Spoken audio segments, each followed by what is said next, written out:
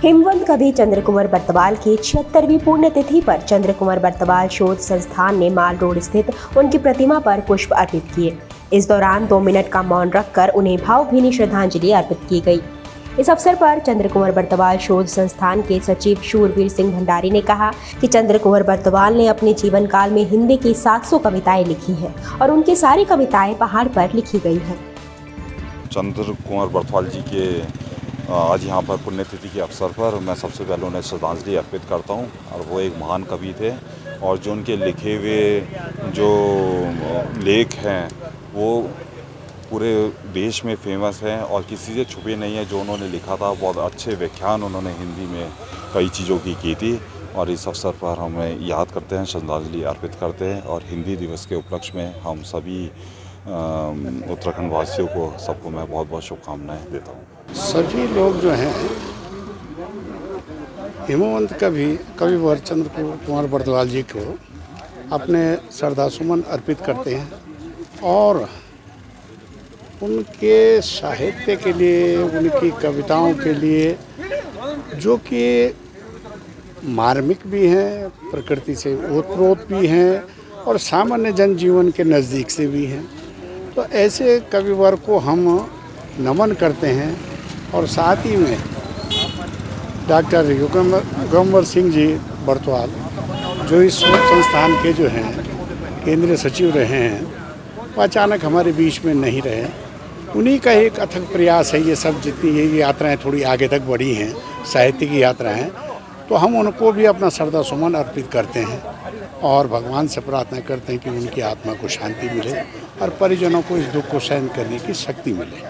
हिमवंत कवि चंद्र कुंवर बर्तवाल की 76वीं पुण्यतिथि है और ये पहाड़ के कालिदास हैं और पश्चिम के कीट हैं और शैली हैं और जो हिमालय का जो नैसर्गिक सौंदर्य है इनकी कविताओं में झलकता है। हिमवंत कवि चंद्र कुंवर बर्तवाल ने करीब 700 कविताएं लिखी हैं जो पूरे पहाड़ पर हैं और इसीलिए इनको पहाड़ का अप्रतिम कवि भी माना जाता है। सुकुमार कवि भी कहते हैं, काफल पाको कवि भी चंद्र कुंवर बर्तवाल को कहते हैं। और हम चंद्र कुंवर बर्तवाल शोध संस्थान के लोग, जिसमें तमाम सारे लोग, पुराने लोग, माननीय विधायक जी हैं, एसपी चमोली साहब हैं, अन्य लोग हैं, सब इसी संस्थान से जुड़े हुए हैं और हम 1991 से इस यात्रा को शुरू किए हुए हैं। मैं इस पुण्य दिवस पर अपने ओपी द्विवेदी जी, डॉक्टर युगंबर सिंह बर्तवाल जी जो दिवंगत हो गए हैं, जो बहुत जिन्होंने हिमवंत काव्य को आगे बढ़ाया, शुंभ प्रसाद बहुगुणा जी, बुद्धि वल्लभ थपलियाल जी और बहुत सारे नाम, ऐसे अनगिनत नाम हैं जिन लोगों ने हिमवंत काव्य को आगे तक पहुंचाने का काम किया। जन जन तक हिमवंत की जो कविताएं हैं, चंद्र कुंवर बर्तवाल की कविताएं, उनको पहुंचाया है। मसूरी में महंगाई और बेरोजगारी को लेकर शहीद स्थल झूला घर पर CITU और CPM ने धरना प्रदर्शन किया, जहां पर आशाएं और आंगनबाड़ी कार्यकर्तियों ने भी अपनी मांगों को लेकर प्रदर्शन किया। इस अवसर पर CITU के संयोजक भगवान सिंह चौहान ने कहा कि केंद्र और राज्य सरकार ठेकेदारी प्रथा को बढ़ावा दे रही है। उन्होंने कहा कि 44 श्रम कानून को भी खत्म कर दिया गया है, जिससे मजदूरों पर संकट पैदा हो गया है और सरकारी मजदूर विरोधी हो गए हैं। और CPM के द्वारा संयुक्त रूप से जो है एक सितंबर अभियान चलाया जा रहा है।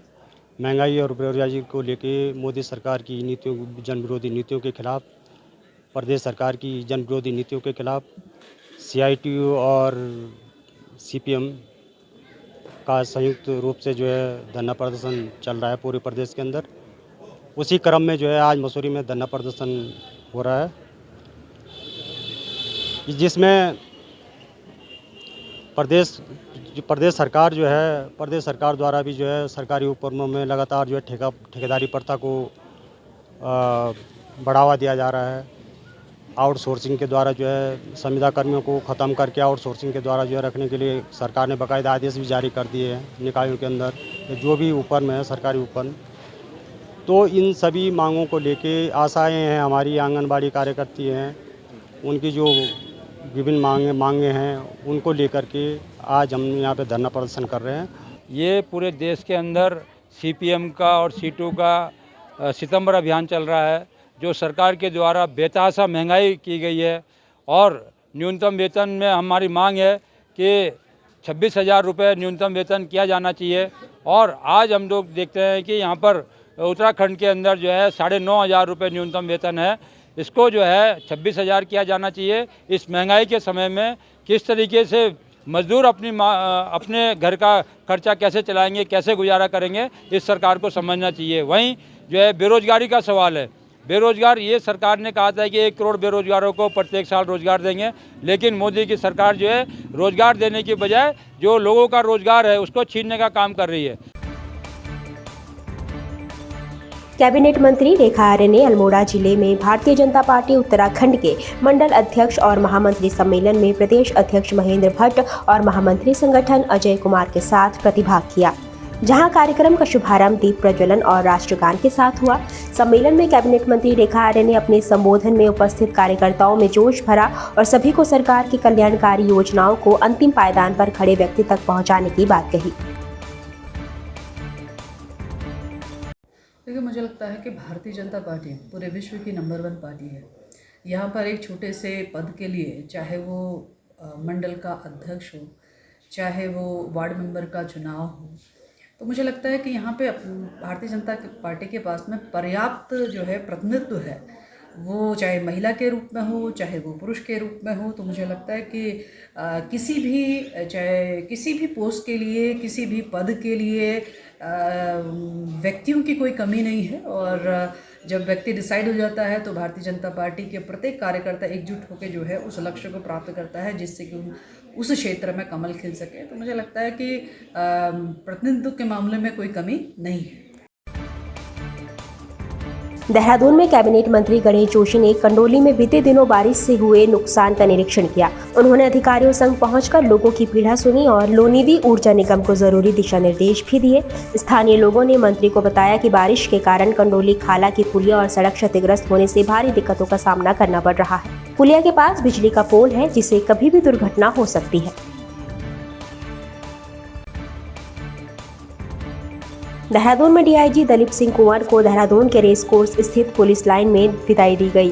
दरअसल शासन ने डीआईजी दलीप सिंह कुंवर का ट्रांसफर देहरादून के एसएसपी पद से इंटेलिजेंस में कर दिया है, जिसके बाद उन्हें विदाई दी गई। इस अवसर पर डीआईजी दलीप सिंह कुंवर के करीब 14 महीने के कार्यकाल को सराहा गया।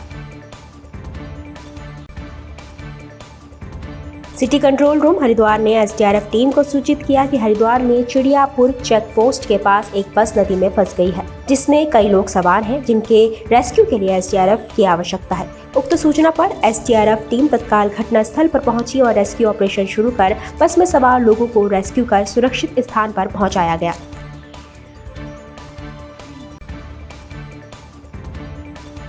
मसूरी में आरएन भार्गव इंटर कॉलेज में हिंदी दिवस पर विभिन्न कार्यक्रम आयोजित किए गए और इस संबंध में आयोजित चीपी बहुगुणा स्मृति निबंध और बिंदु बहुगुणा स्मृति सुलेख प्रतियोगिता के विजेताओं को पुरस्कार वितरित किए गए। कार्यक्रम का शुभारंभ मुख्य अतिथि तुमन सिंह रौछेला ने किया। देखिए, लायंस क्लब मसूरी हिल्स के द्वारा लगातार इस तीसरे वर्ष में विभिन्न प्रतियोगिताएं इस दिवस पर आयोजित की गई हैं। कल पूर्व दिवस पर हमने वरिष्ठ वर्ग के अंदर विभिन्न विद्यालयों के बच्चों के साथ निबंध प्रतियोगिता आयोजित की है, जिसका विषय हमने हिंदी विषय के ऊपर ही रखा है कि हमारी जो भाषाओं में जो मिश्री सी बोली हिंदी है, वही हमारी स्वतंत्रता की पहचान है। इस विषय पर बच्चों ने अपना प्रदर्शन किया है। साथ ही साथ जो छोटे बच्चे थे 6 to 8 क्लास के, उनके लिए हमने सुलेख और स्लोगन प्रतियोगिता रखी है। तो आज उन सब बच्चों को पुरस्कृत किया जाना है। साथ ही आज हमारे बीच में जो गेस्ट हैं वो हिंदी विषय के ऊपर ही अपने आज हिंदी दिवस को सेलिब्रेट करने का हमारा मुख्य ध्येय है। असल में मैं हिंदी दिवस के उपलक्ष्य में ये कहना चाहूँगा कि हिंदी हमारी उत्तराखंड की अगर कहें तो मातृभाषा भी है, हमारी राजभाषा भी है, और इसके साथ साथ ही यह भारत सरकार या कहिएगा यूनियन यानी संघ सरकार की ये एक राष्ट्रभाषा भी है। तो हिंदी 3 तरह से हमारे संपर्क में है, एक तो राजभाषा के रूप में, एक मातृभाषा के रूप में और एक राष्ट्रभाषा के रूप में।